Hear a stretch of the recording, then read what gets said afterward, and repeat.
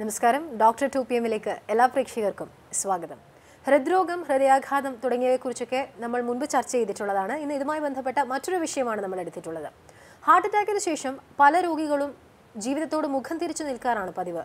ജീവിതത്തിലെ നല്ല കാലം കഴിഞ്ഞെന്നും എല്ലാ സന്തോഷങ്ങളും നഷ്ടമായെന്നും ശിഷ്ടകാലം എങ്ങനെയെങ്കിലും ജീവിച്ചു തീർത്താൽ മതിയെന്നുമൊക്കെയാണ് പലരുടെയും ഭാവം. അത്തരം ചിന്തകളൊക്കെ ഉപേക്ഷിക്കപ്പെടേണ്ടത് തന്നെയാണ്. ഹൃദയാഘാതത്തിന് ശേഷവും ഹൃദയ ശസ്ത്രക്രിയയ്ക്ക് ശേഷവും ആസ്വാദികരമായ ജീവിതം നയിക്കുന്നതിന് യാതൊരു തടസ്സവുമില്ല. ജീവിതശൈലിയിൽ ചില കരുതലുകൾ സ്വീകരിച്ചാൽ മാത്രം മതിയാകും. ഹൃദയാഘാതത്തിന് ശേഷമുള്ള ജീവിതത്തെക്കുറിച്ച് ഇന്ന് ഡോക്ടർ 2PM ചർച്ച ചെയ്യുമ്പോൾ നമുക്കൊപ്പം അതിഥിയായി ചേരുന്നത് തിരുവനന്തപുരം അനന്തപുരി ഹോസ്പിറ്റലിലെ ഇന്റർവെൻഷണൽ കൺസൾട്ടന്റായ ഡോക്ടർ ഷിഫാസ് ബാബുവാണ്. ഡോക്ടർ, സ്വാഗതം ഡോക്ടർ 2PM-ലേക്ക്. നമ്മൾ തുടക്കത്തിൽ പറഞ്ഞതുപോലെ തന്നെ ഭൂരിഭാഗം ആളുകളുടെയും ഒരു ധാരണയുണ്ട്. അതായത് ഒരിക്കൽ ഹാർട്ട് അറ്റാക്ക് വന്ന ശേഷം പിന്നീട് നോർമൽ ജീവിതം സാധ്യമല്ല എന്നുള്ള രീതിയിൽ നമ്മുടെ ജീവിതത്തിലെ ആക്ടിവിറ്റീസൊക്കെ മാറ്റി വെച്ചിട്ട് അടങ്ങി ഒതുങ്ങി ഒരു സ്ഥലത്ത് ജീവിക്കേണ്ടി വരും എന്നുള്ള ഒരു കോൺസെപ്റ്റാണ് കൂടുതൽ ആൾക്കാർക്കുമുള്ളത്. ഇത് എത്രത്തോളം ശരിയാണ്? ആദ്യമായിട്ട് തന്നെ ഈ ഒരു സബ്ജക്റ്റ് വളരെ ഇമ്പോർട്ടൻ്റ് ആണ്. കാരണം നമുക്കറിയാം, ലോകത്ത് ഏറ്റവും കൂടുതൽ ആളുകൾ മരണപ്പെടുന്ന ഒരു കാരണമാണ് ഹൃദയാഘാതം. പണ്ടെല്ലാം ഒരു 50-60 വയസ്സ്, ആക്ച്വലി ഒരു റിട്ടയർമെൻറ്റ് ലൈഫിന് ശേഷം വന്നുകൊണ്ടിരുന്ന അസുഖങ്ങൾ ഇപ്പോൾ നമ്മുടെ ലൈഫ് സ്റ്റൈലിലുള്ള ചേഞ്ച് കാരണം 30 വയസ്സിൽ 40 വയസ്സിലെല്ലാം വരുന്നുണ്ട്. ഈ വൈദ്യശാസ്ത്രത്തിൽ വന്നിരിക്കുന്ന പുരോഗതി കാരണം പലപ്പോഴും ഈ അസുഖം ഇത്ര മാരകമായൊരു അസുഖമാണെങ്കിൽ പോലും ഇതിന് വളരെ ഫലവത്തായ ചികിത്സാ രീതികൾ വന്നിട്ടുണ്ട്. ഈ ഹൃദയത്തിന് ഏൽക്കുന്ന ആഘാതം പോലെ തന്നെ സാമ്പത്തികമായിട്ടും മാനസികമായിട്ടും ഒരു രോഗിക്ക് ഒരു ഇമ്പാക്റ്റ് വരുത്തുന്നുണ്ട്. പക്ഷേ ഞാൻ പറഞ്ഞ പോലെ തന്നെ ഈ ചികിത്സാ രീതിയിൽ വന്നിരിക്കുന്ന മാറ്റങ്ങൾ കാരണവും നല്ല മരുന്നുകളും എല്ലാം ഉള്ളതുകൊണ്ട് ഈ ഹൃദയാഘാതം മൂലമുള്ള മരണനിരക്ക് വളരെയധികം കുറയ്ക്കാൻ സാധിച്ചിട്ടുണ്ട്. ഹൃദയാഘാതം മൂലമുണ്ടാകുന്ന അതിൻ്റെ സങ്കീർണതയിലെ കോംപ്ലിക്കേഷൻസ് വളരെയധികം കുറയ്ക്കാൻ സാധിച്ചിട്ടുണ്ട്. അതുപോലെ തന്നെ ഈ ഹൃദയാഘാതം കഴിഞ്ഞ രോഗികൾക്ക് തികച്ചും നോർമലായി തന്നെ പലപ്പോഴും ജീവിതം മുന്നോട്ട് നയിക്കാൻ സാധിക്കുന്നതാണ്. ശരി, അപ്പോൾ അത്തരത്തിലൊരു കാര്യം നോക്കിയാൽ ഹൃദയാഘാതം വന്ന ശേഷവും നോർമൽ ലൈഫ് സാധ്യമാണെന്നാണ് ഡോക്ടർ പറഞ്ഞത്. മറ്റൊരു കാര്യം ചോദിച്ചോളൂ, ഒരിക്കൽ ഹാർട്ട് അറ്റാക്ക് വന്നു കഴിഞ്ഞാൽ നമ്മൾ എന്തൊക്കെ കാര്യങ്ങളാണ് ശ്രദ്ധിക്കേണ്ടത്? ഒരിക്കൽ അത് ക്യൂർ ചെയ്ത് കഴിഞ്ഞാൽ നമ്മൾ ജീവിതത്തിൽ എന്തൊക്കെ കാര്യങ്ങളാണ് കൂടുതലായി ശ്രദ്ധിക്കേണ്ടത്? മറ്റൊന്ന്, ഒരിക്കൽ അറ്റാക്ക് വന്ന ആൾക്ക് തുടരെ സെക്കൻഡ് അറ്റാക്ക്, തേർഡ് അറ്റാക്ക് എന്നൊക്കെ നമ്മൾ കേട്ടിട്ടുണ്ട്. ഇതിന് എത്രത്തോളം സാധ്യത ഉണ്ട്? ഒരിക്കൽ അറ്റാക്ക് വന്നു കഴിഞ്ഞാൽ പിന്നീട് വരണമെന്നുള്ളത് നിർബന്ധമാണോ? അതോ നമ്മൾ ഈ പ്രിവെൻഷൻസ് അല്ലെങ്കിൽ ഇനി വേണ്ട കാര്യങ്ങളൊക്കെ ചെയ്തു കഴിഞ്ഞാൽ ഒരിക്കലും ഒരു അറ്റാക്ക് വന്ന് ക്യൂറായി കഴിഞ്ഞ ആൾക്കാർക്ക് പിന്നെ അങ്ങനത്തെ ഒരു പ്രശ്നം വരില്ല എന്നാണോ മനസ്സിലാക്കേണ്ടത്? അതിനെക്കുറിച്ചൊന്ന് പറയാം. നമുക്ക് ആദ്യമായിട്ട് മനസ്സിലാക്കേണ്ടത് ഈ ഹൃദയാഘാതം അല്ലെങ്കിൽ ഹൃദയധമനികളുടെ കുഴപ്പങ്ങളുണ്ടാകുന്ന അസുഖം ഇതൊരു ലൈഫ് ലോങ് ഡിസീസാണ്. ഇത് നമ്മൾ നേരത്തെ ഇതെല്ലാം ഡിസ്കസ് ചെയ്തിട്ടുള്ളതാണ്. ഈ ഹൃദയാഘാതത്തിലേക്ക് നയിക്കുന്ന പല risk factors, sugar, pressure, diabetes, അമിതമായ കൊളസ്ട്രോൾ തുടങ്ങിയ പല കാരണങ്ങളും കൊണ്ടാണ് ഹൃദയാഘാതം വരുന്നത്. പക്ഷേ ഈ ഹൃദയാഘാതത്തിൻ്റെ ഞാൻ പറഞ്ഞു തന്നെ ഇത് ലൈഫ് ലോങ് ഡിസീസ് ആയതുകൊണ്ട് തന്നെ ഇതിൻ്റെ ട്രീറ്റ്മെൻറ്റ് എന്ന് പറയുന്നത് നമുക്ക് ഇപ്പോൾ സാധാരണ ഒരു ഇൻഫെക്ഷൻ വരുമ്പോൾ ട്രീറ്റ്മെൻറ്റ് എടുക്കുന്ന ഒരാഴ്ച കൊണ്ടോ ഒരു മാസം കൊണ്ടോ എടുക്കുന്ന ട്രീറ്റ്മെൻറ്റ് അല്ല. ഇതിന് ലൈഫ് ലോങ് ട്രീറ്റ്മെൻറ്റ് വേണം. കാരണം ഒരു തവണ ഹൃദയാഘാതം വന്ന രോഗിക്ക് വീണ്ടും ഹൃദയാഘാതം വരാനുള്ള ചാൻസ് വളരെ കൂടുതലാണ്. അതുകൊണ്ട് തന്നെ നമ്മൾ ഇപ്പോൾ ഒരു ഹൃദയാഘാതം കഴിഞ്ഞിട്ട് നമ്മൾ കൊടുക്കുന്ന ചില മരുന്നുകൾ അത് ചിലപ്പോൾ രോഗിക്കുള്ള ബുദ്ധിമുട്ടുകൾ കുറയ്ക്കാനുള്ള മരുന്നുകളുണ്ട്. അതുപോലെ തന്നെ ഇത് വീണ്ടും വരാതിരിക്കാനാണ്, അതായത് സെക്കൻഡറി പ്രിവെൻഷൻ എന്ന് പറയും. ഒരു അസുഖം വന്നിട്ട് വീണ്ടും ഈ അസുഖം വരാതിരിക്കാനുള്ള സെക്കൻഡറി പ്രിവെൻഷനുള്ള മരുന്നുകളുണ്ട്. അതുകൊണ്ട് തന്നെ നമ്മൾ മനസ്സിലാക്കേണ്ടത് പലപ്പോഴും രോഗികളിൽ നമ്മൾ ഹൃദയാഘാതം കഴിഞ്ഞ് ഡിസ്ചാർജ് ചെയ്ത് കഴിഞ്ഞ് കഴിഞ്ഞാൽ രോഗികൾ പലപ്പോഴും മരുന്നുകൾ 1 മാസമോ 2 മാസമോ കഴിച്ചിട്ട് നിർത്തും. പക്ഷേ നമ്മൾ അറിഞ്ഞിരിക്കേണ്ട, കാരണം അവർ പറയുന്നത് നമുക്ക് സാറേ നമുക്ക് വേറെ ബുദ്ധിമുട്ടുകളൊന്നുമില്ല അതുകൊണ്ട് ഞാൻ മരുന്ന് നിർത്തിയെന്നാണ് പറയുന്നത്. പക്ഷേ നമ്മൾ മനസ്സിലാക്കേണ്ടത് ഇതിന് തരുന്ന പല മരുന്നുകളും അത് ആ ബുദ്ധിമുട്ട് കുറയ്ക്കാനുള്ളത് മാത്രമല്ല, വീണ്ടും ഇത് വരാതിരിക്കാനായിട്ട് പ്രിവെൻറ്റീവായിട്ട് തരുന്നത്, പ്രതിരോധിക്കാൻ വേണ്ടി തരുന്ന മരുന്നുകളാണ്. അതുകൊണ്ട് തന്നെ നമുക്ക് ലൈഫ് ലോങ് ആയിട്ട് മെഡിസിൻ ആവശ്യമുണ്ട്. അതുപോലെ തന്നെ ഈ മെഡിസിൻസ് നമ്മൾ ഒരു ഹൃദയാഘാതം ഉടനെ തന്നെ നമ്മൾ കുറേ മരുന്നുകൾ കാണും. പക്ഷേ അത് ഫോളോ അപ്പിൽ പലപ്പോഴും നമ്മൾ അതിൻ്റെ മരുന്നുകളുടെ ഡോസും മരുന്നുകളുടെ എണ്ണവും എല്ലാം കുറഞ്ഞു വരും. പക്ഷേ മിനിമം 2-3 മരുന്നുകൾ ലൈഫ് ലോങ് ആയിട്ട് കഴിക്കേണ്ടി വരും. ശരി, ഈ വൺസ് ഈ ഒരു ഹാർട്ട് അറ്റാക്ക് വന്ന ക്യൂർ ആയിട്ടുള്ള ആൾക്കാരുടെ ഒരു ഭക്ഷണ രീതി അത് ഏത് രീതിയിലാണ് നമ്മൾ ശ്രദ്ധിക്കുന്നത്? എന്തൊക്കെ കാര്യങ്ങൾ കൂടുതലായിട്ട് ഭക്ഷണത്തിൽ ഉൾപ്പെടുത്തണം, എന്തെല്ലാം മാറ്റി വയ്ക്കണം? ഓക്കെ, ഹൃദയാഘാതം അല്ലെങ്കിൽ ഇത് നമ്മൾ ജീവിതശൈലി രോഗത്തിൽപ്പെടുന്ന രോഗമാണ്. നമ്മൾ ഹൃദയാഘാതം ഞാൻ പറഞ്ഞു, നമുക്ക് ഹൃദയാഘാതത്തിലേക്ക് നയിക്കുന്ന പല കാരണങ്ങളുണ്ട്. ഷുഗർ, പ്രഷർ, അമിതമായ കൊളസ്ട്രോൾ, ഇങ്ങനെ പല കാരണങ്ങളുണ്ട്. അപ്പോൾ ഹൃദയാഘാതം വന്ന രോഗിക്ക് ഹൃദയാഘാതത്തിന് കഴിക്കാൻ പറ്റില്ലാത്ത ഭക്ഷണ പദാർത്ഥങ്ങൾ എന്നുള്ളതിന് ഉപരി അല്ലാതെ നമ്മുടെ ജീവിത രീതിയിൽ വരുത്തേണ്ട കാര്യങ്ങൾ പോലെയാണ്. ഇപ്പോൾ ഉദാഹരണത്തിന് ഇപ്പോൾ ഷുഗർ അല്ലെങ്കിൽ കൊളസ്ട്രോൾ അല്ലെങ്കിൽ പ്രഷറുള്ള ആൾക്കാരാണെങ്കിൽ അവർക്ക് ഇപ്പോൾ പ്രമേഹ രോഗികളാണെങ്കിൽ നമ്മൾ അമിതമായി ഷുഗറുള്ള കാര്യങ്ങൾ കഴിക്കാൻ പാടില്ല എന്ന് പറയും. കൊളസ്ട്രോൾ ഉള്ള രോഗികളാണെങ്കിൽ അധികം അമിതമായി കൊളസ്ട്രോൾ ഉള്ള ഭക്ഷണ പദാർത്ഥം കഴിക്കാൻ പാടില്ല എന്ന് പറയും. പിന്നെ നമുക്ക് ഇതിന് വ്യക്തമായിട്ട് ഇപ്പോൾ ജീവിതശൈലിയിലൊരു ഡയറ്റീഷ്യൻ്റെ കൺസൾട്ടേഷൻ എടുത്തതിന് ശേഷം നമുക്ക് നമ്മുടെ നമ്മൾ കഴിക്കുന്ന ഭക്ഷണ പദാർത്ഥങ്ങളിൽ മാറ്റം വരുത്താവുന്നതാണ്. ഉദാഹരണത്തിന് ഇപ്പോൾ നമുക്ക് പ്രാക്ടിക്കലി നമുക്ക് ഓരോ ദിവസവും കറക്റ്റായിട്ട് ഇത്ര ഗ്രാം ഷുഗർ, ഇത്ര ഗ്രാം കൊളസ്ട്രോൾ ഇങ്ങനെ നമുക്ക് കണ്ടുപിടിക്കാൻ ബുദ്ധിമുട്ടായിരിക്കും നമുക്ക്. പക്ഷേ ഒരു ഡയറ്റീഷ്യനെ കൺസൾട്ടേഷൻ ചെയ്ത് കഴിഞ്ഞാൽ നമുക്ക് ഏതൊക്കെ രീതിയിലുള്ള കൊഴുപ്പടങ്ങിയ ഭക്ഷണ പദാർത്ഥങ്ങൾ കഴിക്കാം, ഏതൊക്കെ ഉള്ള ഭക്ഷണ പദാർത്ഥങ്ങൾ അവോയ്ഡ് ചെയ്യണം എന്നുള്ള പല പല മാർഗ്ഗങ്ങളും നമുക്ക് അവരുടെ കയ്യിൽ നിന്ന് കിട്ടും. പ്രത്യേകിച്ച് ഒരു ഹൃദയാഘാതത്തിന് വേണ്ടി മാത്രമായിട്ട് ഇന്ന രീതിയിൽ ഭക്ഷണം കഴിക്കുമെന്ന് പറയുന്നത് പൊതുവേ നമ്മൾ പറയും അധികം കൊഴുപ്പും വറുത്തും പൊരിച്ചുമായ ഭക്ഷണ പദാർത്ഥങ്ങൾ ഒഴിവാക്കുക, അങ്ങനെ പല കാര്യങ്ങൾ പറഞ്ഞു കൊടുക്കാറുണ്ട്. ശരി ഡോക്ടർ, ഇപ്പോൾ ഒരു പ്രേക്ഷക കൂടി ചേരുകയാണ്. കോട്ടയത്ത് നിന്നും ഗീതയാണ്. ഗീത, ചോദിക്കാം ഡോക്ടറോട്. സാർ നമസ്കാരം. സാർ നമസ്കാരം. സാർ, എൻ്റെ ഹസ്ബൻഡിന് 49 വയസ്സുണ്ട്. അപ്പൊ അദ്ദേഹത്തിന് അവരുടെ ജോലിയുടെ ഭാഗമായിട്ട് മെഡിക്കൽ ചെക്കപ്പ് നടത്തിയപ്പോൾ എപ്പോഴും ഒരു സൈലന്റ് അറ്റാക്ക് വന്നിട്ടുണ്ടെന്ന് പറഞ്ഞു. അപ്പൊ അദ്ദേഹത്തിന് ആൻജിയോഗ്രാം ചെയ്തു. അപ്പം കുറെ മരുന്നുകളൊക്കെ ഇപ്പം തന്നിട്ടുണ്ട്. അത് പിന്നെ ക്ലോപ്പിഡ്, പിന്നെ അവാസ് 40, പിന്നെ ലാസിലാക്ടോൺ, പിന്നെ ഒരു കാർബഡിലോളോ, അങ്ങനെ കുറച്ച് മരുന്നുകളൊക്കെ തന്നിട്ടുണ്ട്. അപ്പൊ അന്ന് ഡോക്ടർ പറഞ്ഞത് നമ്മൾ 5 വിരൽ ഇങ്ങനെ ചുരുട്ടി പിടിച്ചിട്ട് അത് ചുരുട്ടുകയും നിവർത്തുകയും ചെയ്യുമ്പോൾ 2 വിരൽ വർക്കാകാതിരുന്നു കഴിഞ്ഞാലുള്ള ഒരു സ്റ്റേജ് എന്താണോ അതാണിപ്പം സംഭവിച്ചിരിക്കുന്നത്. അത് ഇദ്ദേഹം പറഞ്ഞ് മനസ്സിലായത് എനിക്ക് മനസ്സിലായത്. ആൻജിയോഗ്രാമിൽ ബ്ലോക്കുകൾ ഉണ്ടായിരുന്നോ? ചെറിയൊരു ബ്ലോക്ക് ഉണ്ടായിരുന്നെന്ന് പറഞ്ഞു. അപ്പൊ അവര് ഫിറ്റ് ഫോർ ഡ്യൂട്ടി എന്നും പറഞ്ഞൊക്കെ സർട്ടിഫിക്കറ്റ് തന്നു. 1 വർഷത്തിന് ശേഷം വീണ്ടും ചെല്ലണമെന്ന് പറഞ്ഞു. പമ്പിങ് കുറവായിട്ട് പറഞ്ഞിട്ടുണ്ടോ ഡോക്ടർ? അതെ, പമ്പിങ് സ്ലോ ആണെന്ന് പറഞ്ഞിട്ടുണ്ട്. ഓക്കെ. അപ്പോൾ ഇദ്ദേഹം പറഞ്ഞത് ഹാർട്ടിൻ്റെ രക്തക്കുഴലുകൾക്ക് തടസ്സം വന്നതിന് ശേഷം ഹാർട്ടിൻ്റെ പമ്പിങ് കുറയുന്നൊരു അസുഖമാണ് പറഞ്ഞത്. നമ്മൾ LV ഡിസ്ഫങ്ഷൻ എന്ന് പറയും. ഹാർട്ടിൻ്റെ പമ്പിങ് നമ്മൾ യൂഷ്വലായിട്ട് അതിൻ്റെ EF ഇജക്ഷൻ ഫ്രാക്ഷൻ എന്നൊരു പറയുന്നൊരു സംഭവം നമ്മൾ എക്കോ ടെസ്റ്റിലൊക്കെ കണ്ടുപിടിക്കും. അത് സാധാരണ നമുക്കൊരു 50-60% മുകളിലായിരിക്കും സാധാരണ എല്ലാവരുടെയും ഹാർട്ടിൻ്റെ പമ്പിങ്. ഈ പമ്പിങ് LV ഡിസ്ഫങ്ഷൻ അല്ലെങ്കിൽ പമ്പിങ് കുറവെന്ന് പറയുമ്പോൾ യൂഷ്വലി 50% താഴെയാണ് ഈ പമ്പിങ് എന്ന് പറയുമ്പോൾ നമ്മളതിന് LV ഡിസ്ഫങ്ഷൻ എന്ന് പറയും. അപ്പോൾ ഈ പ്രേക്ഷകർ പറഞ്ഞതനുസരിച്ച് അദ്ദേഹത്തിൻ്റെ ഹസ്ബൻഡിന് ബ്ലോക്കുകളുണ്ട്. ബ്ലോക്കുകളുടെ ഭാഗമായിട്ട് ഹാർട്ടിൻ്റെ പമ്പിങ് കുറവുണ്ട്. അതിൻ്റെ വേണ്ടിയുള്ള മരുന്നുകളാണ് കൊടുത്തിരിക്കുന്നത്. അപ്പോൾ ഇങ്ങനെ ഈ പമ്പിങ് കുറവായിട്ടുള്ളൊരു ഇതുള്ളപ്പോൾ ഒന്ന് പമ്പിങ് കൂട്ടാനായിട്ട് ബ്ലോക്കുകൾ മാറ്റാൻ പറ്റുന്ന ടൈപ്പുള്ള ബ്ലോക്കുകളാണെന്ന് നോക്കുക. ബ്ലോക്കുകൾ മാറ്റാൻ പറ്റുന്ന ടൈപ്പുള്ള ബ്ലോക്കുകളാണെങ്കിൽ മാറ്റുക. ബ്ലോക്ക് മാറ്റുക എന്ന് പറയുമ്പോൾ ആൻജിയോപ്ലാസ്റ്റിയോ അല്ലെങ്കിൽ ബൈപ്പാസ് ചികിത്സയോ ആണ് അതിന് ചെയ്യുന്നത്. പിന്നെ അത് കൂടാതെ ഈ പമ്പിങ് ഇമ്പ്രൂവ് ചെയ്യാനുള്ള മരുന്നുകൾ അതിൽ പെടുന്ന പല മരുന്നുകളാണ് അവർ ഇപ്പോൾ പറഞ്ഞത്. ഇതിലുള്ള ഈ എല്ലാ മരുന്നുകളും നമ്മൾ വളരെ ഇമ്പോർട്ടൻ്റ് ആയിട്ട് വളരെ റെഗുലറായിട്ട് ഡോക്ടർ പറയുന്ന അതേ ക്രമത്തിൽ കഴിക്കേണ്ടത് വളരെ അത്യാവശ്യമാണ്. ശരി, പെരുമ്പാവൂരിൽ നിന്ന് മധു കൂടി ചേരുകയാണ്. മധു, സംസാരിക്കാം. ഹലോ. ഹലോ, പറഞ്ഞോളൂ ഡോക്ടർ. എനിക്കൊരു 33 വയസ്സ്. എനിക്ക് ഓൾറെഡി ഇപ്പൊ 47 വയസ്സുണ്ട്. എനിക്ക് 33 വയസ്സിന്റെ ഒരു ഹാർട്ട് അറ്റാക്ക് ആയിട്ട് ഞാൻ ചികിത്സയിലാണ്. LV ഡിസ്ഫങ്ഷൻ എന്നാണ് ആ രോഗത്തിന്റെ പേര് പറഞ്ഞിരുന്നത് ഡോക്ടർ. ഇപ്പൊ എന്റെ എക്കോ ടെസ്റ്റ് നടത്തി നോക്കി കഴിഞ്ഞപ്പോ ഏതാണ്ട് 33% ആണ് എന്റെ ഫങ്ഷനിങ് ഉള്ളൂ. ഓക്കെ. ഇതിനിപ്പോ പ്രത്യേകിച്ച് എന്തെങ്കിലും ഒരു ട്രീറ്റ്മെന്റ് ഉണ്ടാവുമോ? അതില് ആൻജിയോഗ്രാം ചെയ്തായിരുന്നോ? ആൻജിയോഗ്രാമിൽ ബ്ലോക്ക് ഉണ്ടായിരുന്നോ? ബ്ലോക്ക് ഉണ്ടായിരുന്നോ? ബ്ലോക്ക് മാറ്റിയോ? ബ്ലോക്ക് മരുന്ന് മരുന്നിൽ മാറി പൊക്കോളൂ എന്നാണ് അന്ന് ഡോക്ടർ പറഞ്ഞിരുന്നത്. ആ മരുന്ന് കഴിച്ചിട്ട് ഇത്രത്തോളം നാളായിട്ട് കുഴപ്പങ്ങളൊന്നുമില്ല.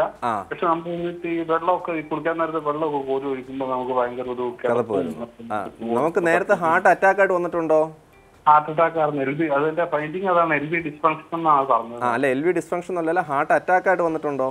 ഹാർട്ട് അറ്റാക്ക് ആയിട്ട് വന്നിട്ടുണ്ട്. ഇത് ഇദ്ദേഹം പറയുന്നതും ഈ പമ്പിങ് കുറഞ്ഞ കാര്യത്തെ പറ്റിയാണ്. പക്ഷേ ഈ പമ്പിങ് കുറയുന്നതിൽ 2 ആസ്പെക്റ്റ് ഉണ്ട്. ഒന്ന്, ഇപ്പോൾ ഹാർട്ട് അറ്റാക്ക് മൂലം പമ്പിങ് കുറയുമ്പോൾ ഹാർട്ടിൻ്റെ ഒരു പ്രത്യേക ഭാഗത്തേക്കുള്ള മസിലിന് ഡാമേജ് വന്നിട്ട് ആ ഭാഗത്തെ ഹാർട്ടിന് പമ്പ് ചെയ്യാൻ പറ്റുന്നില്ല. അതുകൊണ്ടാണ് ആ കുറച്ച് മുമ്പുള്ള ആ പേഷ്യൻ്റ് പറഞ്ഞ പോലെ 5 വിരൽ കൂട്ടിപ്പിടിച്ച് 2 വിരൽ അനങ്ങുന്ന പോലെ എന്ന് പറഞ്ഞത് അതാണ് കാര്യം. പിന്നെ ഇതല്ലാതെ തന്നെ ഈ രക്തക്കുഴലുകൾ നോർമൽ ആണെങ്കിൽ പോലും ഹാർട്ടിൻ്റെ മസിലിന് ബലം കുറയുന്നത്, അല്ലെങ്കിൽ കാർഡിയോമയോപ്പതി എന്ന് പറയും. ഹാർട്ടിൻ്റെ മസിലിന് ബലം കുറഞ്ഞിട്ട് ഹാർട്ടിനെ ശരിക്കും പമ്പ് ചെയ്യാൻ പറ്റാത്ത തരത്തിലുള്ള അവസ്ഥയുണ്ട്. അതിന് കാർഡിയോമയോപ്പതി എന്ന് പറയും. ഈ ഏതവസ്ഥയാണെങ്കിലും ഇതിൻ്റെ അകത്ത് നമുക്ക് പമ്പിങ് കുറയാമെന്നുള്ളതാണ്. ഹാർട്ടിന് ഇഫക്റ്റീവായിട്ട് ഹാർട്ട് പമ്പ് ചെയ്യാൻ പറ്റുന്നില്ല. അപ്പോൾ ഈ ഹാർട്ടിന് പമ്പ് ചെയ്യാൻ പറ്റാതെ വരുമ്പോൾ വരുന്ന ബുദ്ധിമുട്ടിലാണ് അദ്ദേഹം പറഞ്ഞത്. നമുക്ക് ചെറിയ ആക്ടിവിറ്റീസിൽ നമുക്ക് ശ്വാസം മുട്ടും, ബുദ്ധിമുട്ടും, പിന്നെ ചിലപ്പോൾ അതിൻ്റെ അഡ്വാൻസ് സ്റ്റേജിൽ ഹാർട്ട് ഫെയിലിയർ എന്നുള്ള സിറ്റുവേഷനിലേക്ക് എത്തിച്ചേരുന്നത്. ശരി, ഇപ്പോൾ തലശ്ശേരിയിൽ നിന്ന് ലത്തീഫ് കൂടി ചേരുകയാണ്. ലത്തീഫ്, സംസാരിക്കാം. ഹലോ, പറഞ്ഞോളൂ. Hello doctor. ഡോക്ടർ പറഞ്ഞോളൂ. ഞാൻ എന്റെ ആൻജിയോപ്ലാസ്റ്റി ഒരു 3 വർഷം മുൻപ് കഴിഞ്ഞതാണ്. ഇപ്പോ അന്ന് ആൻജിയോപ്ലാസ്റ്റി ചെയ്യാൻ കാരണം എനിക്ക് അങ്ങനത്തെ പ്രശ്നങ്ങളൊന്നും ഉണ്ടായിരുന്നില്ല. നടക്കുമ്പോൾ ഒരു കതപ്പ് വന്നായിരുന്നു, പെയിനൊന്നും ഉണ്ടായിരുന്നില്ല. അപ്പൊ ഡോക്ടർ പറഞ്ഞ് ആൻജിയോഗ്രാം ചെയ്ത് നോക്കണമെന്ന് പറഞ്ഞു. അങ്ങനെ ആൻജിയോഗ്രാം ചെയ്തു. അപ്പോ പറഞ്ഞ് ചെറുതായിട്ടൊരു ബ്ലോക്ക് ഉണ്ട്, ആൻജിയോപ്ലാസ്റ്റി ചെയ്യണമെന്ന് പറഞ്ഞു. അങ്ങനെ ആൻജിയോപ്ലാസ്റ്റി കഴിഞ്ഞു. ഇപ്പൊ ഏകദേശം 3 വർഷമായി. പക്ഷെ ഞാൻ ഇപ്പൊ കഴിക്കുന്ന മരുന്ന് എന്താണെന്നുള്ളത് ഞാൻ ഇപ്പൊ പലപ്പോഴും മാറി മാറി കഴിക്കുകയാണ്. അപ്പൊ ഞാൻ കഴിക്കുന്നത് നേരത്തെ എനിക്ക് കഴിച്ചത് ഒരു നിക്കോറാൻ ഓടിയിട്ട് ഉണ്ടായിരുന്നു. അതിപ്പോ കഴിക്കുന്നില്ല. ഇപ്പൊ ഞാൻ സ്ഥിരമായിട്ട് കഴിക്കുന്നത് മെറ്റോലാർ എന്ന് പറഞ്ഞത്, പിന്നെ കോഫി ഡോക്ടർ 75, പിന്നെ എന്താണ് കോഫി ഡോക്ടർ, മെറ്റോലാർ, നിക്കോറാൻ ഓടിയിട്ടാണ് ഇങ്ങനെയുള്ള ഗുളികളൊക്കെയാണ് കഴിക്കുന്നത്. അപ്പൊ എനിക്ക് സ്ഥിരമായിട്ട് കഴിക്കാൻ വേണ്ടി പറ്റിയ ഗുളികൾ ഇപ്പൊ മറ്റുള്ള പ്രശ്നങ്ങളൊന്നും ഇല്ല. കൂടാതെ ഞാൻ കോട്ടയത്തുള്ള ഒരു ട്രീറ്റ്മെന്റ് പ്രൈവറ്റ് ആയിട്ട് ചെയ്യുന്നുണ്ട്. അതായത് കിലേഷൻ തെറാപ്പി എന്ന് പറഞ്ഞത്. അതുകൊണ്ട് എന്തെങ്കിലും പ്രശ്നങ്ങളുണ്ടോ ഡോക്ടർ? ഓക്കെ, ശരി. ഇദ്ദേഹം പറയുന്നത് ഇദ്ദേഹത്തിന് ടെസ്റ്റ് ചെയ്തപ്പോൾ ബ്ലോക്ക് ഉണ്ടായിരുന്നു. അതുപോലെ എല്ലാവരും പറയുന്ന കാര്യമുണ്ട്, ഡോക്ടറെ എനിക്ക് നെഞ്ചുവേദനയല്ല ശ്വാസം മുട്ടാണെന്നുള്ളത്. ഈ ഹൃദയധമനികളുടെ ബ്ലോക്കുകൾ ഉണ്ടാകുന്ന സിംറ്റം അത് ഓരോ രോഗിക്കും ഓരോ തരത്തിലാണ്. എല്ലാവർക്കും നെഞ്ചുവേദന തന്നെ തോന്നണമെന്നില്ല. ചിലവർക്ക് ആ നെഞ്ചിൽ വരുന്ന കതപ്പ് അല്ലെങ്കിൽ നടക്കാൻ വരുന്ന വേറൊരു ബുദ്ധിമുട്ട് അതൊരു നെഞ്ചുവേദനയായിട്ട് തന്നെ അനുഭവപ്പെടണമെന്നില്ല. അപ്പോൾ ആ ഒരു സിംറ്റംസ് പ്രത്യേകിച്ച് ഇപ്പോൾ സ്ത്രീകളിൽ അല്ലെങ്കിൽ പ്രായമായ ആൾക്കാർക്ക് കറക്റ്റായിട്ട് ഹാർട്ടിൻ്റെ ബ്ലോക്ക് കൊണ്ടുള്ള പെയിൻ ടിപ്പിക്കൽ സിംറ്റംസ് തന്നെ വരണമെന്നില്ല. പലപ്പോഴും ഈ പറഞ്ഞ പോലെ ഒരു കിതപ്പ് പോലെയോ അല്ലെങ്കിൽ ക്ഷീണം പോലെ തോന്നുന്നതിലേ ഉണ്ടാവുള്ളൂ. അതായിരിക്കും അദ്ദേഹത്തിന് സംഭവിച്ചത്. അപ്പോൾ അങ്ങനെ ഒരു സംശയം, ഹൃദയധമനികളുടെ ബ്ലോക്കുകളൊന്നും സംശയം വരുമ്പോൾ നമ്മൾ പല ടെസ്റ്റുകളും ചെയ്ത് നോക്കും. ECG ടെസ്റ്റ് ചെയ്ത് നോക്കും, എക്കോ ടെസ്റ്റ് ചെയ്ത് നോക്കും, പിന്നെ TMT ടെസ്റ്റ് ചെയ്ത് നോക്കും. ഇതിലേതെങ്കിലും കുഴപ്പങ്ങളുണ്ടെങ്കിൽ നമ്മൾ ആൻജിയോഗ്രാം സജസ്റ്റ് ചെയ്യും. ആൻജിയോഗ്രാമിൽ നമ്മൾ ബ്ലോക്കുകൾ കാണുമെങ്കിൽ ബ്ലോക്കുകൾ മാറ്റും. അതാണ് സാറിന് സംഭവിക്കുന്നത്. ബ്ലോക്കുകൾ മാറ്റി കഴിഞ്ഞാൽ നമ്മൾ ബ്ലോക്കുകൾ മാറ്റി കഴിയുമ്പോൾ നമ്മൾ അതിനകത്ത് ഒരു സ്റ്റെൻറ്റ് എന്നൊരു സാധനം വയ്ക്കും. സ്റ്റെൻറ്റ് എന്ന് പറയുന്ന ഒരു മെറ്റൽ കൊണ്ടുണ്ടാക്കുന്ന ഒരു ഐറ്റമാണ്. അപ്പോൾ അതുകൊണ്ട് അത് ബോഡി അതിനെതിരെ റിയാക്ട് ചെയ്ത് അല്ലെങ്കിൽ അതിനകത്ത് വീണ്ടും ക്ലോട്ടുകൾ വരാതിരിക്കാനായിട്ട് നമ്മൾ രക്തം കട്ട പിടിക്കാതിരിക്കാനുള്ള മരുന്ന്, നമ്മൾ പ്രത്യേകിച്ച് ആസ്പിരിൻ അല്ലെങ്കിൽ ക്ലോപ്പിഡോഗ്രൽ എന്നുള്ള മരുന്നുകളാണ് നമ്മൾ സാധാരണയായിട്ട് കൊടുക്കുന്നത്. ഇപ്പോൾ പുതുതായിട്ട് ടിക്കാഗ്രോ, പ്രാസോ പല മരുന്നുകളുണ്ട്. അപ്പോൾ അതിൽ ഈ ആസ്പിരിൻ ഗുളിക നമുക്ക് ലൈഫ് ലോങ് ആയിട്ട് കഴിക്കേണ്ട അത്യാവശ്യമാണ്. ഇപ്പോൾ ഒരു ആൻജിയോപ്ലാസ്റ്റി കഴിഞ്ഞ രോഗികൾക്ക് യൂഷ്വലി ആൻജിയോപ്ലാസ്റ്റി കഴിഞ്ഞ ആദ്യത്തെ 1 വർഷം 2 രക്തം കട്ടപിടിക്കാതിരിക്കാനുള്ള മരുന്ന് നമുക്ക് കൊടുക്കും. അതായത് ആസ്പിരിനും ക്ലോപ്പിഡോഗ്രലും അല്ലെങ്കിൽ അതിൻ്റെ കൂടെ വേറെയും മരുന്നും. ഇത് 2 മരുന്നുകളും നമുക്ക് 1 വർഷം വരെ കഴിക്കേണ്ട അത്യാവശ്യമാണ്. ഇടയ്ക്ക് വല്ല വേറെ തരത്തിലുള്ള അസ്വസ്ഥതകളോ അല്ലെങ്കിൽ എന്തെങ്കിലും ബ്ലീഡിങ്ങോ ഒന്നും ഇല്ലെങ്കിൽ ഈ 2 രക്തം കട്ടപിടിക്കാതിരിക്കാനുള്ള മരുന്ന് 1 വർഷം വരെ കഴിക്കണം. 1 വർഷത്തിന് ശേഷം ഇതിലേലും ഒരു മരുന്ന് ലൈഫ് ലോങ് കഴിക്കേണ്ട അത്യാവശ്യമാണ്. പിന്നെ ബാക്കിയുള്ള മരുന്നുകൾ, ഇപ്പോൾ അദ്ദേഹം പറഞ്ഞ നിക്കോരാൻ എന്നൊരു മരുന്ന് പറഞ്ഞു, അത് ശരിക്കും വേദനയുണ്ടെങ്കിൽ വേദനയ്ക്ക് വേണ്ടി കൊടുക്കുന്ന മരുന്നുകളാണ്. അതിനേക്കാൾ ഇമ്പോർട്ടൻ്റ് ആയിട്ടുള്ള മരുന്ന് എന്ന് പറഞ്ഞാൽ അതിൽ പറഞ്ഞാൽ ക്ലോപ്പിഡോഗ്രൽ എന്ന രക്തം കട്ടപിടിക്കാനുള്ള മരുന്നുകൾ. അപ്പോൾ ഒരു ആൻജിയോപ്ലാസ്റ്റി കഴിഞ്ഞ് കഴിഞ്ഞാൽ ലൈഫ് ലോങ് ആയിട്ട് ആസ്പിരിനോ അല്ലെങ്കിൽ ക്ലോപ്പിഡിൻ രക്തം കട്ടപിടിക്കാതിരിക്കാനുള്ള ഒരു മരുന്ന് കഴിക്കേണ്ട അത്യാവശ്യമാണ്. ബാക്കി മരുന്നുകൾ അതിൻ്റെ കൂടെ നമുക്കൊരു കൊളസ്ട്രോളിൻ്റെ കുറയ്ക്കാനുള്ളൊരു മരുന്ന് കാണും. അതുപോലെ നമുക്ക് ചിലപ്പോൾ ഹാർട്ട് റേറ്റിൻ്റെ റേറ്റ് ഒന്ന് കൺട്രോൾ ചെയ്യാനുള്ള മരുന്നുകൾ കാണും.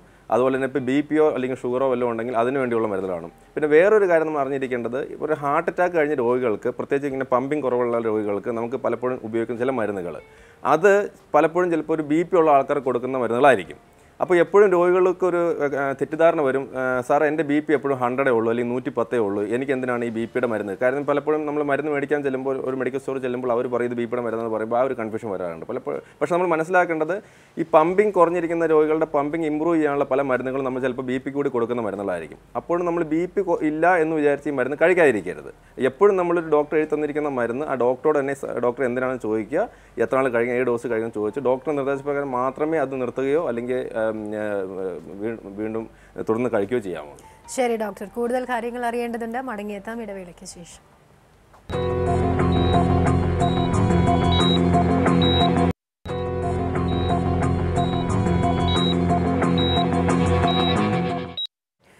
ഹൃദ്രോഗത്തിന് ശേഷമുള്ള ജീവിതക്രമങ്ങളെക്കുറിച്ചാണ് നമ്മൾ ഡോക്ടർ 2PM ചർച്ച ചെയ്തുകൊണ്ടിരിക്കുന്നത്. ഡോക്ടർ മരുന്ന് കഴിക്കുന്ന കാര്യങ്ങളൊക്കെ പറഞ്ഞു.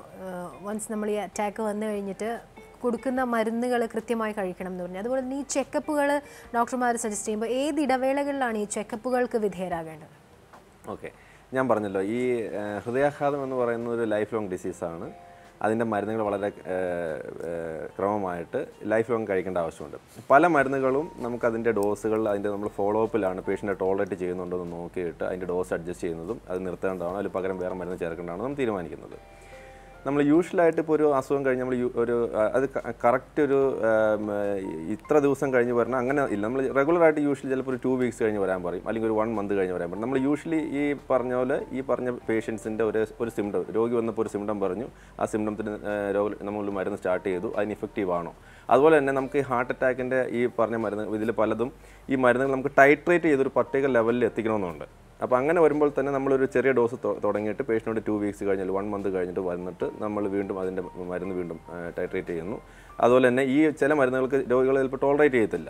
ചിലപ്പോൾ ഉദാഹരണത്തിന് ഇപ്പോൾ ഞാൻ പറഞ്ഞു ഈ ആസ്പിരിൻ ഗുളിക വളരെ ഇമ്പോർട്ടൻ്റ് ആണെന്ന് പറഞ്ഞു. ഈ ആസ്പിരിൻ കഴിക്കുമ്പോൾ ചില രോഗികൾ പലപ്പോഴും ഗ്യാസ് ട്രബിളും ഗ്യാസ്ട്രൈറ്റിസും അൾസർ പോലത്തെ ബുദ്ധിമുട്ടുകളൊക്കെ വരാറുണ്ട്.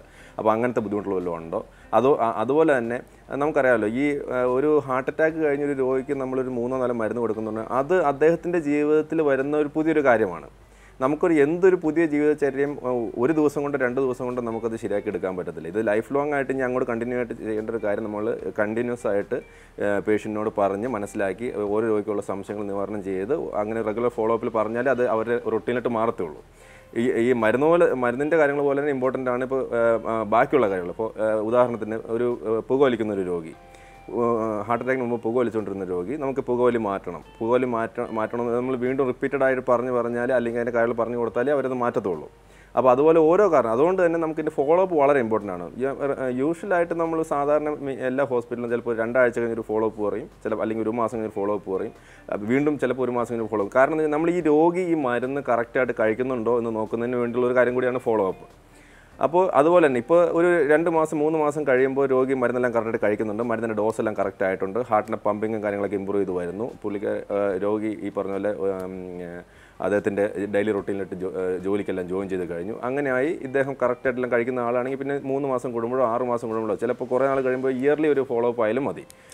ശരി ഡോക്ടർ, ഇപ്പോൾ കോട്ടയത്ത് നിന്ന് ഒരു പ്രേക്ഷക കൂടി ചേരുകയാണ്. ആലിസ് മാത്യു. ആലിസ് സംസാരിക്കാം. ആലിസ്. ഹലോ. ശരി, ആലിസിലേക്ക് മടങ്ങിയെത്താം. ഡോക്ടർ, ഇനി അറിയേണ്ട ഒരു കാര്യം, ഈ ഹാർട്ട് അറ്റാക്ക് വന്ന ആൾ അല്ലെങ്കിൽ ഹൃദ്രോഗിയായിട്ടുള്ള ഒരു മനുഷ്യൻ ഏറെക്കുറെ രോഗം ക്യൂറബിൾ ആണ്. ക്യൂർ ചെയ്ത് കഴിഞ്ഞിട്ട് ഇവർക്ക് യാത്ര ചെയ്യുന്നില്ല, അല്ലെങ്കിൽ വൺസ് ഒരു ഹാർട്ട് സർജറി കഴിഞ്ഞിട്ട് ഇവർ യാത്രകൾ ഒഴിവാക്കേണ്ടതുണ്ടോ? അതല്ലെങ്കിൽ യാത്ര ചെയ്യുന്നതിന് എന്തെങ്കിലും ബുദ്ധിമുട്ടുണ്ടോ? ഓക്കെ, യാത്രയുടെ കാര്യം പറയുമ്പോൾ 2 ആസ്പെക്റ്റ് ഉണ്ട്. ഒന്ന്, രോഗി ഒരു സ്ഥലത്ത് നിന്ന് വേറെ സ്ഥലത്തേക്ക് യാത്ര ചെയ്യുന്നത്. രണ്ടാമത്, അദ്ദേഹം പണ്ട് ഡ്രൈവ് ചെയ്തുകൊണ്ടിരുന്ന ഒരാളാണെങ്കിൽ ഡ്രൈവ് ചെയ്യേണ്ടത്. ഈ 2 ആസ്പെക്റ്റാണ് സാധാരണ നമുക്കൊരു ഹൃദ്രോഗം കഴിഞ്ഞതിന് ശേഷം വരുന്നത്. നമ്മൾ ഇപ്പോൾ യാത്ര ചെയ്യുന്നതിന്, ഇപ്പോൾ നമ്മളൊരു ട്രെയിനിലോ അല്ലെങ്കിൽ ബസ്സിലോ അങ്ങനെ യാത്ര ചെയ്യുന്നതിന് actually once the patient stable ആയി കഴിഞ്ഞാൽ കുഴപ്പമൊന്നുമില്ല. പക്ഷേ ഞാൻ പറഞ്ഞല്ലോ, ഓരോ രോഗിക്കും ഈ ഹൃദയാഘാതം കൊണ്ടുണ്ടാകുന്ന ഒരു ആഘാതം വ്യത്യാസമാണ്. ചില രോഗികൾ വളരെ പെട്ടെന്ന് റിക്കവർ ചെയ്യും. ചില രോഗികൾക്ക് നമ്മൾ നേരത്തെ പ്രേക്ഷകർ പറഞ്ഞ പോലെ ഹാർട്ടിന് പമ്പിങ് ഫംഗ്ഷൻ കുറവായിരിക്കും, അതുമൂലം ഹാർട്ട് ഫെയിലിയറിൽ പോയിട്ടുണ്ടാവും. ഇങ്ങനെയുള്ള ആളുകൾക്ക് നമ്മൾ വീണ്ടും സ്റ്റെബിലൈസ് ചെയ്യാൻ വേണ്ടി കുറച്ച് സമയം എടുക്കണം. അല്ലാത്ത രോഗികൾക്ക് ഇപ്പോൾ ഒരു സിമ്പിളായിട്ടൊരു ഹാർട്ട് അറ്റാക്ക് വന്ന രോഗിക്ക് പെട്ടെന്ന് റിക്കവർ ചെയ്ത രോഗികൾ 2 ദിവസം 3 ദിവസം കഴിയുമ്പോൾ തന്നെ യാത്ര ചെയ്യാം. ഇനി ഡ്രൈവിംഗ് ചെയ്യുന്നൊരു കാര്യമാണെന്നുണ്ടെങ്കിൽ ഇപ്പോൾ ഒരു ഹാർട്ട് അറ്റാക്കിൽ നിന്ന് റിക്കവർ ചെയ്ത രോഗിക്ക് ഒരു മിനിമം 2 വീക്സ് കഴിഞ്ഞാൽ ഡ്രൈവ് ചെയ്യാം. നമ്മൾ സാധാരണ പക്ഷേ എല്ലാവരും നമ്മളൊരു മാസം എന്ന് പറയും. കാരണം ഒരു ഹാർട്ട് അറ്റാക്ക് വന്നിട്ട് ആ ഹാർട്ടിന് വന്നിരിക്കുന്ന ക്ഷതം ഒന്ന് ഹീൽ ചെയ്ത് വരാനായിട്ട്, അത് ക്യൂർ ചെയ്യാനായിട്ട് യൂഷ്വലായി ഒരു 4 to 6 വീക്സ് എടുക്കും. ശരി ഡോക്ടർ, നമുക്ക് അതിലേക്ക് തന്നെ മടങ്ങിയെത്താം. വളരെ പെട്ടെന്ന് ഒരു ഇടവേള എടുത്ത ശേഷം.